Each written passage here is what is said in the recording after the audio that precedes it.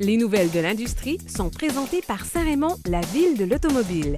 4 concessionnaires à votre service. Nous voilà de retour et c'est maintenant le temps des nouvelles de l'industrie avec Marc Bouchard. Marc, pas mal de nouvelles cette semaine. Oui, en fait, un spécial Salon de l'Auto de New York. Oh! Parce qu'il s'est dépassé beaucoup de choses au Salon de New York. En fait, moi, c'est mon salon préféré parce que, contrairement aux autres grands salons du monde, on n'a pas l'impression qu'on dévoile des soucoupes volantes à New York. On dévoile vraiment des autos de production, des autos qui vont arriver au cours des prochaines semaines, des prochains mois, qu'on va pouvoir conduire pour vrai. Et c'est le dernier salon majeur de l'année. Puis ça se passe à New York, ils ont des bons hot dogs de rue. Bon, en tout cas. On veut... Ça, c'est un autre sujet.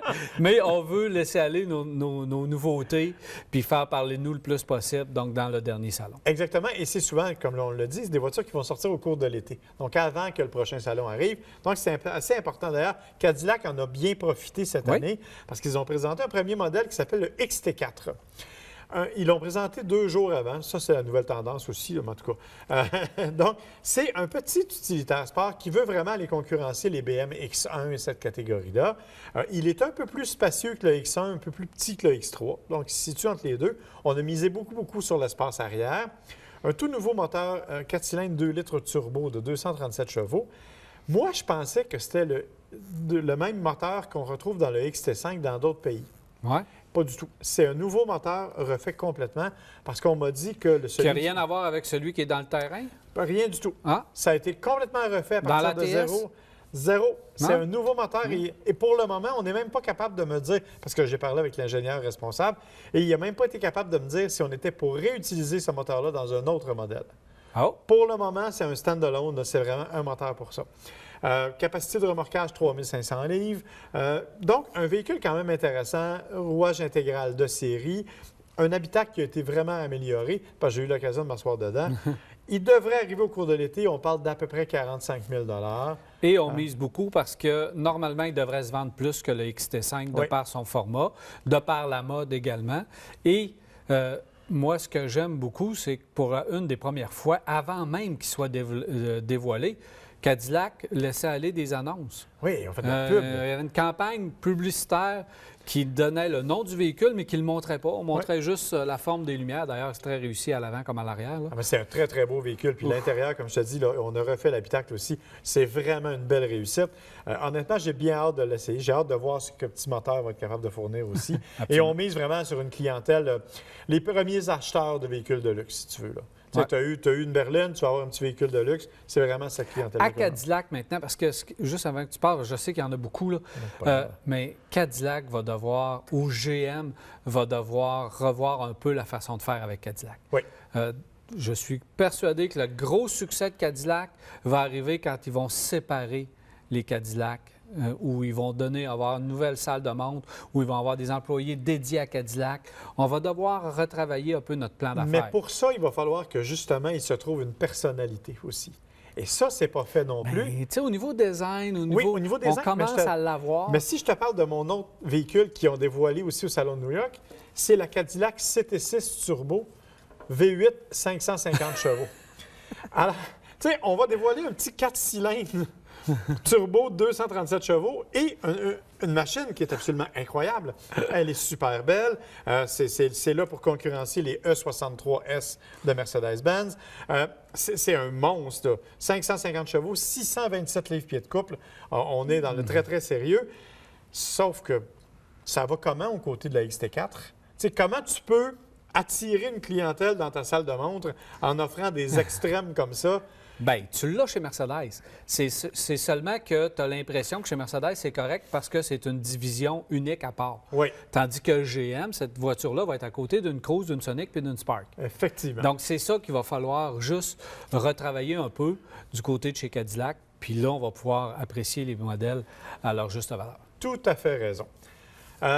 Autre dévoilement qui était, en fait, un peu surprenant, la Toyota Corolla Hatchback. Bon, on connaît la Toyota IM. Ça sort de où? On connaît la Toyota IM. Ah oui. On n'en voit pas, mais on la connaît. L'ancienne Sion IM. L'ancienne Sion IM. On a dévoilé une nouvelle version. Et regarde le look de cette voiture-là. Ouais. Elle est vraiment belle. C'est une auto dont on a très peu parlé. Elle va arriver au cours de l'été. On parle de fin juin ou à peu près. Elle est vraiment jolie. On n'a pas parlé des composantes mécaniques encore. On sait qu'il y a le même moteur que dans la Camry. Camry qui fait 200 forces, attends-toi pas à 200 chevaux là-dedans, ça m'étonnerait beaucoup. Mais malgré tout, on sait qu'elle va être équipée de tout l'ensemble Toyota Safety Sense, sécurité et tout. Elle est vraiment mignonne. Ah oui, on fait un beau travail. Tellement bien réussi par rapport à ce que était la défunte, qui est toujours là, mais la IM qui est peut-être moins réussie.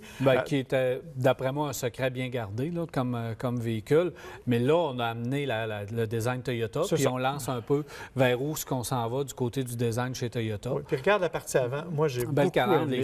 Les phares sont absolument superbes. Donc, c'est une belle réussite. Et l'intérieur, là, vous connaissez la Corolla, ça ressemble beaucoup à ce que la Corolla. C'est pas un gros changement là-dessus. Autre dévoilement qu'on attendait beaucoup chez Toyota, c'est le RAV4. Ah! Et celui-là, je dois dire qu'il est réussi. Moi, je l'aime énormément. Véhicule de 5e génération, c'est le plus vendu dans sa catégorie. C'est un véhicule qui est vraiment, vraiment super beau et qui est non seulement super beau, mais qu'en même temps, on a modifié et qui va arriver en 2 motorisations, notamment en version hybride, la motorisation hybride qu'on connaît. Sauf que là, bon, moteur essence 2 litres d'abord, boîte manuelle ou automatique. Manuel, ce n'est pas confirmé au Canada, je n'ai pas vérifié, mais aux États-Unis, elle est là, moi aussi. Par contre, pour la version hybride, c'est particulier parce que ce qu'on nous dit, c'est un tout nouveau modèle d'hybride, donc avec un 2e moteur électrique qui va alimenter les roues arrière, comme un peu c'est la tendance. Donc, on va pouvoir avoir 100% électrique en version 4 roues motrices. Exactement. On arrive un peu comme la Outlander, là, présentement. C'est ce que j'étais pour te dire. On arrive donc avec ce qui se fait actuellement chez les autres, une 4x4. Et bien sûr, on dit que ça va être extrêmement efficace dans les conditions les plus variées.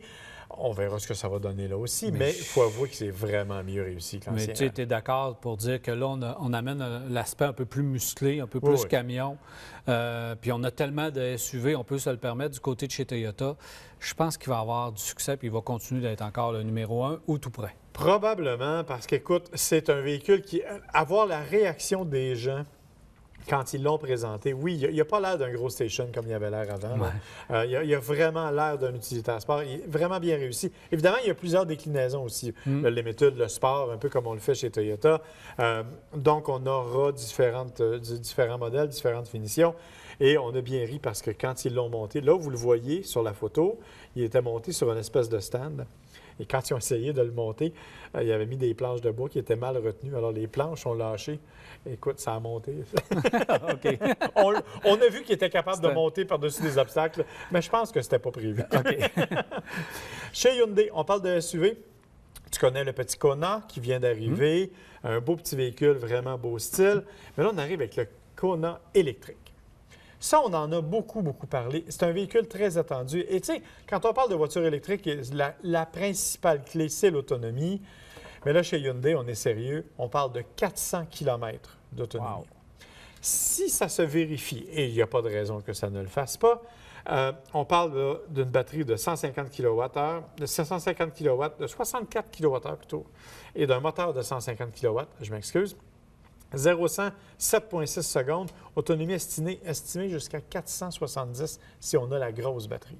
Aïe, aïe. Ah non, là, on joue dans la cour des grands. On joue dans la cour des grands. Puis là, sauf que c'est Hyundai, ça fait qu'on s'attend à ce que le prix soit très alléchant. Oui. Mais ça, c'est ce qu'on ne sait pas. Ah. Et c'est là la grande question, c'est qu'il n'y a pas été question de prix encore. On a parlé beaucoup de design. On ne peut pas être plus cher que la Bolt. Il faut être moins cher ou égal à ce que GM offre avec la Bolt. Exactement. Mais on verra ce que ça va donner. Moi, je ne suis pas certain que ça va être moins cher que la Bolt parce qu'on a vraiment misé davantage sur un intérieur. On nous a dit que c'était mieux aménagé et tout. On a parlé beaucoup, beaucoup de design. Si tu regardes la voiture, regarde la calandre. Elle est particulière. On a vraiment une calandre au design unique. On a vraiment voulu éviter la friction. On a des roues de basse friction. Et je dois dire que c'est à Hyundai et aux représentants de Hyundai que revient le titre de la présentation de la journée parce qu'il a dit c'est une voiture 100% électrique qui va être produite au cours des prochains mois et ça vient d'une compagnie qui remplit ses promesses de production. Ah! Et si on peut offrir cette voiture-là à grand volume, parce que là, à 400 km, à un prix raisonnable, la Bolt, prix de départ de la Bolt, c'est quoi, 45 000? 45 000. Bon, si on peut être comme ça, un prix de départ avec cette autonomie-là, le rabais du gouvernement de 8 000. Je pense que là, on va commencer, et là, on a l'offre numéro 2, on a la Bolt, et là, on va avoir la concurrente, parce qu'il ne faut pas se le cacher, c'est le même format. Tout à fait. À peu près la même autonomie, 380 comme 400. Donc, c'est une guerre de chiffres. Fait que là, tu vas avoir un autre choix. Et s'il y a de la production, parce qu'il a tué la Bolt, c'est qu'il n'y avait pas de production au début. Là, on commence à en avoir. On dit que pour la première année en Amérique du Nord, il y aurait 18 000 unités. C'est pas beaucoup, mais on va multiplier au cours des prochaines années. C'est pas avec ça qu'on va atteindre nos objectifs. Non, effectivement. Juste nous autres, on a besoin de 100 000. Là.